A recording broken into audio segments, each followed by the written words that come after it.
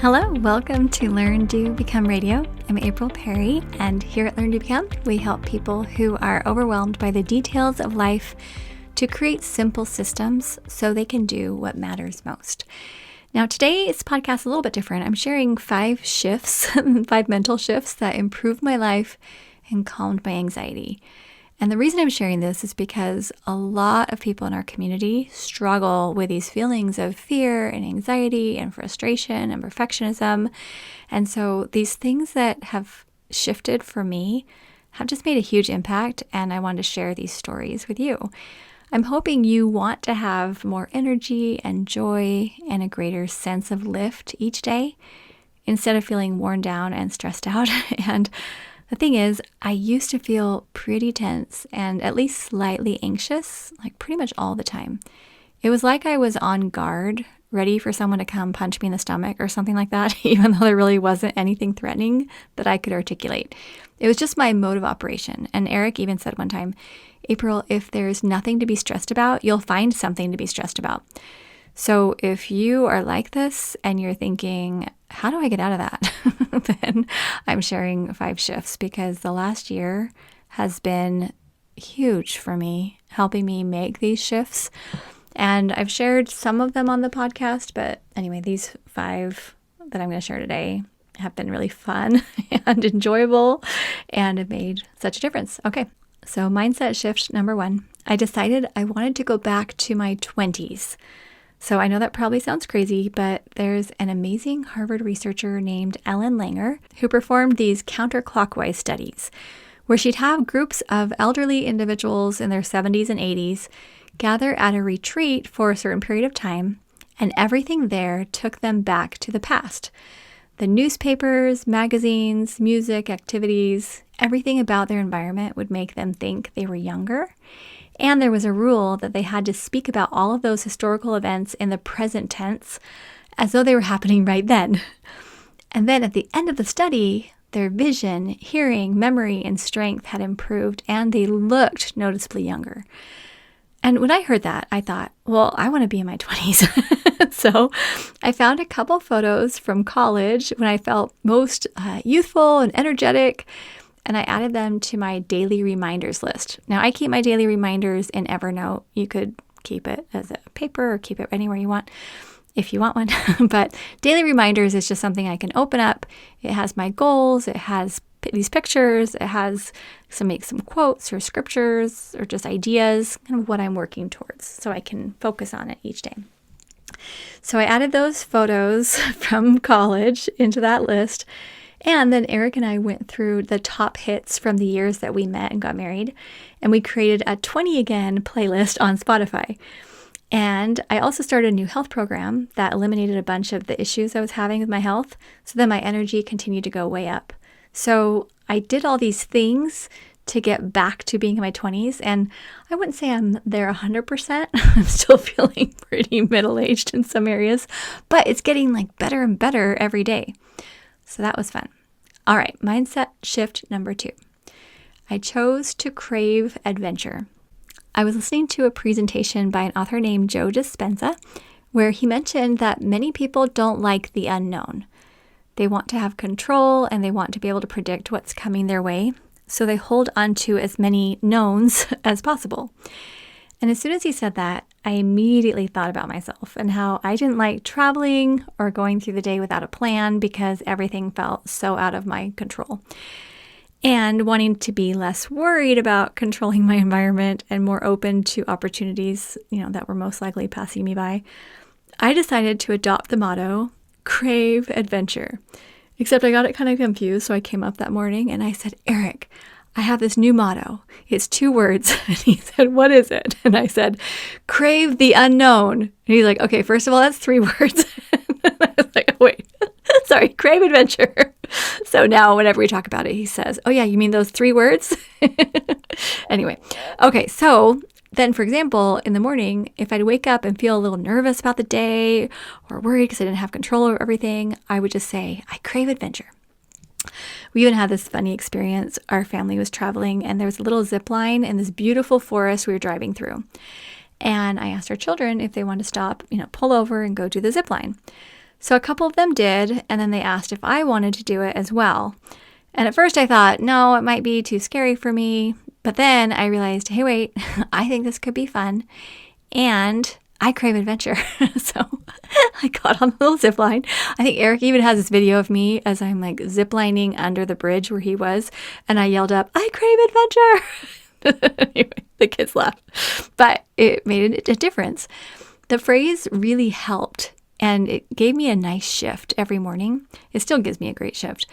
But there's one more level that I needed to go in my subconscious, and I'll just share it here. The reason why I like being in control is because I feel safer. And you've probably seen this in your life too, when you feel like, oh, I'm being a control freak, or I want to control everything my kids do, or I want to control, whatever comes in my life. It's because we want to feel safe. And so I realized I was avoiding, any threats that might be out there by having all this control, and that was a good thing. But then I decided that God would protect me from whatever might come at me. And even if something bad happened, I would be able to grow from it.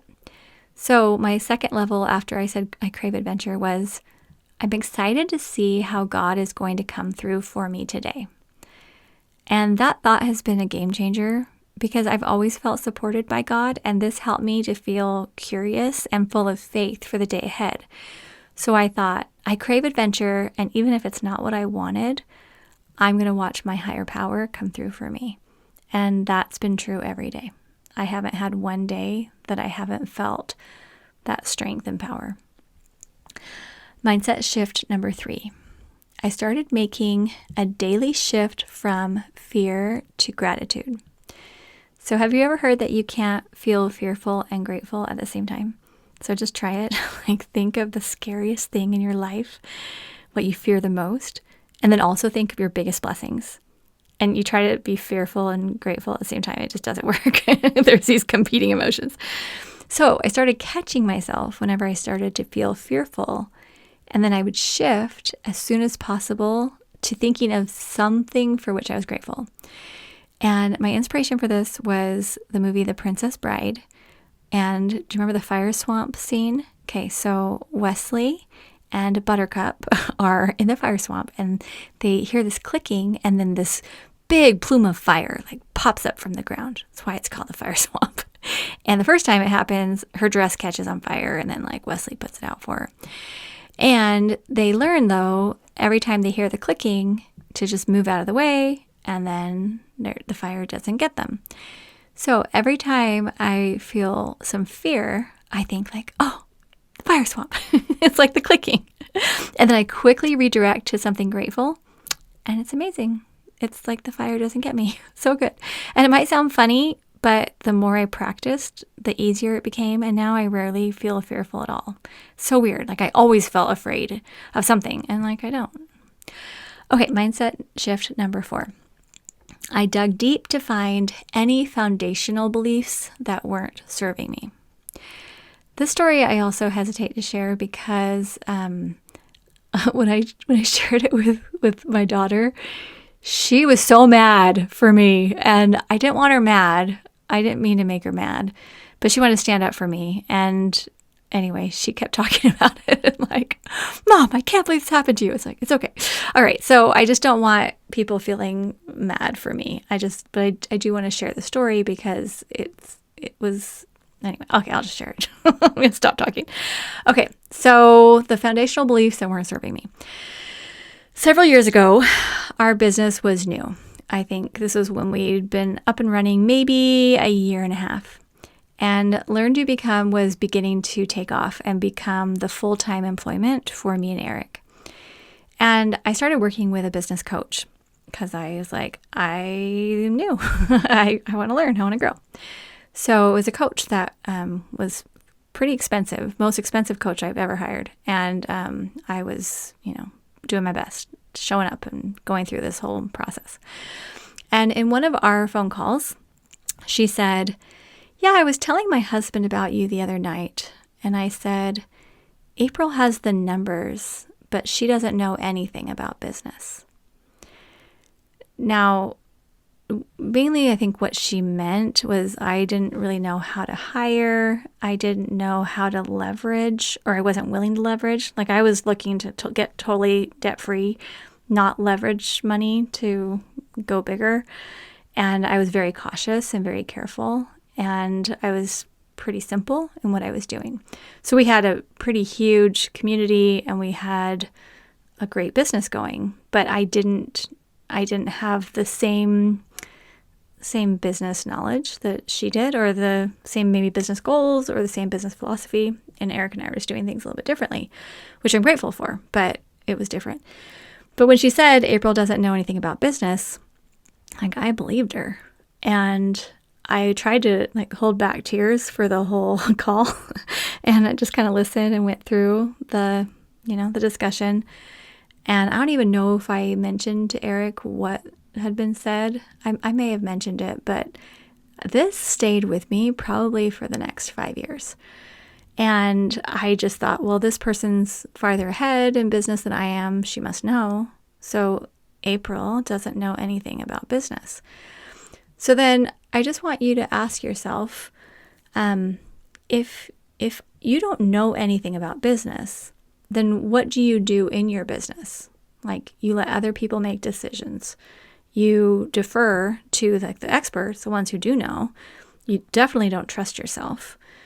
You definitely don't try to make your voice heard if it's not the popular opinion. I mean, like there's a lot of things that if you don't know anything about it, like you're just going to always play back, right? And I'm not 100% sure what inspired her to tell me that or what she was hoping it would do for me. But really, like that was a foundational belief for me for a long, long time.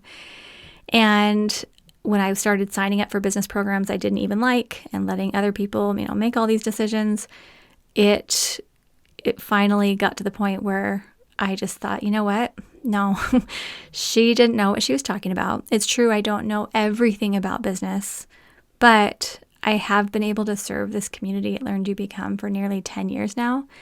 And it just isn't true that I don't know anything. And so Eric and I have had some conversations, and every time I bring it up, he's like, is that still in your head? I'm like, I know. Anyway, I finally got it out of my head. It took quite a bit of energy and some digging.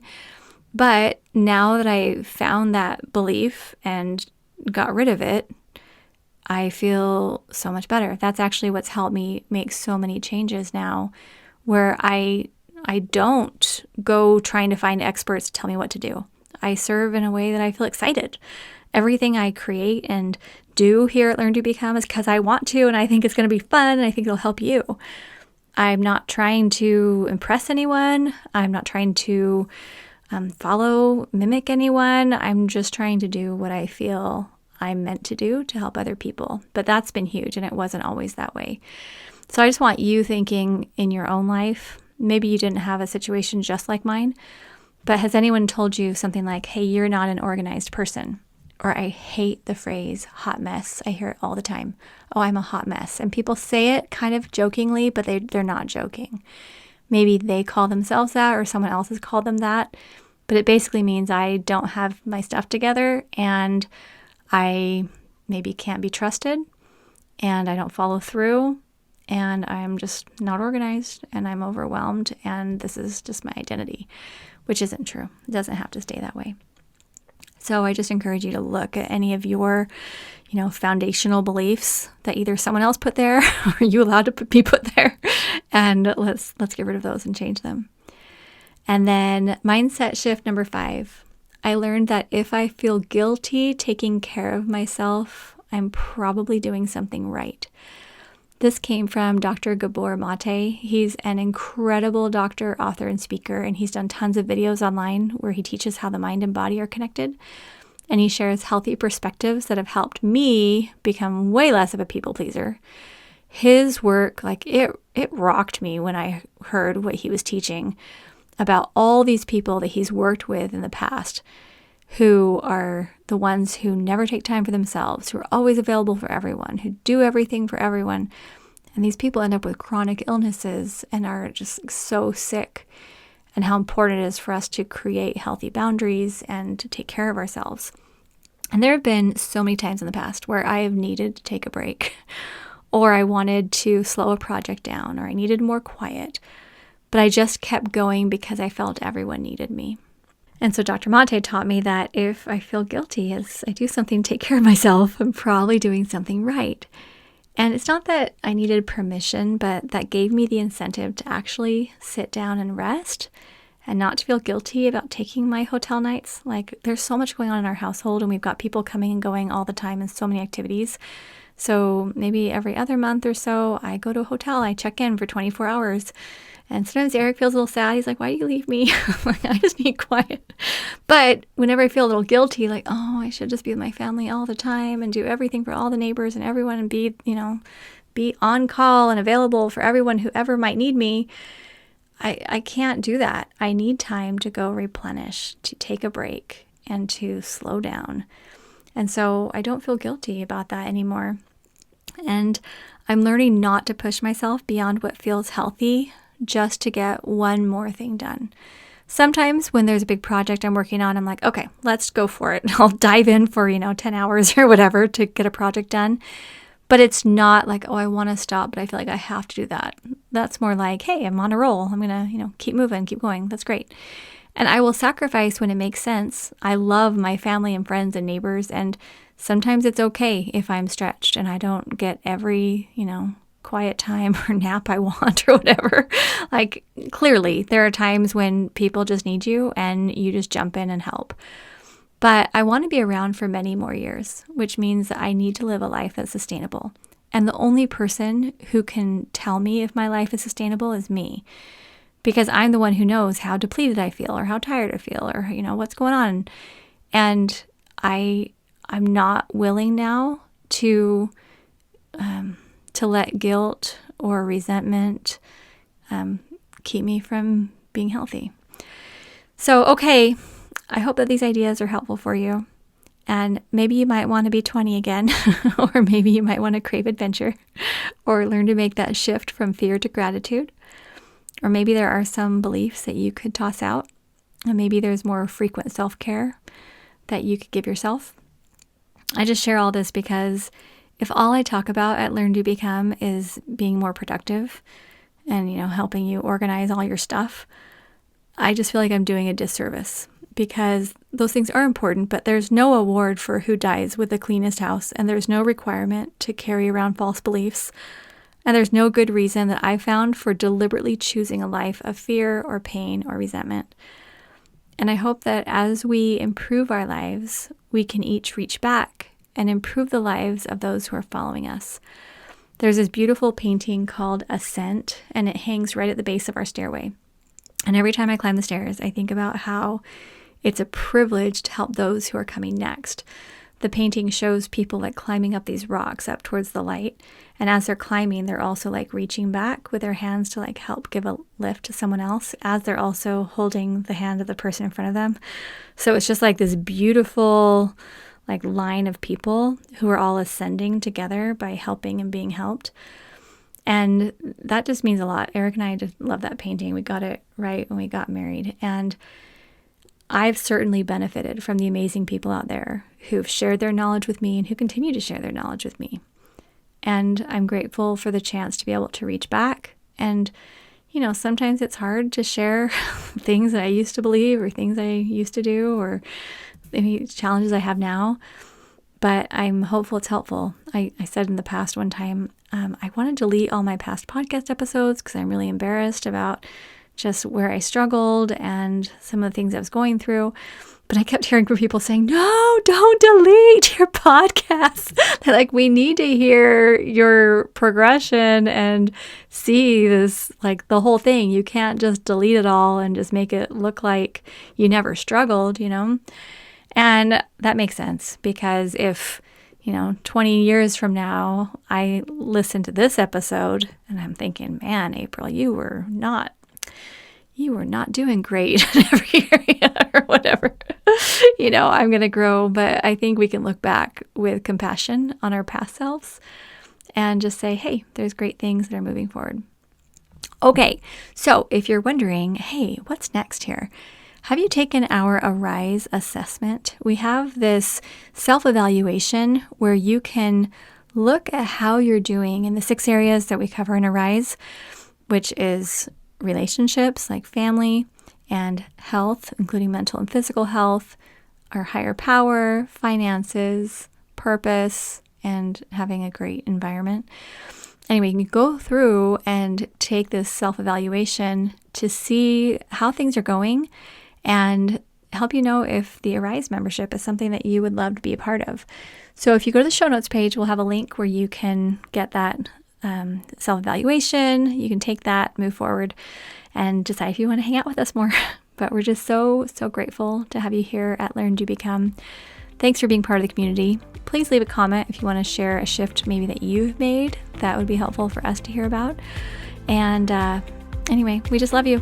Okay, we'll see you soon at learndobecome.com.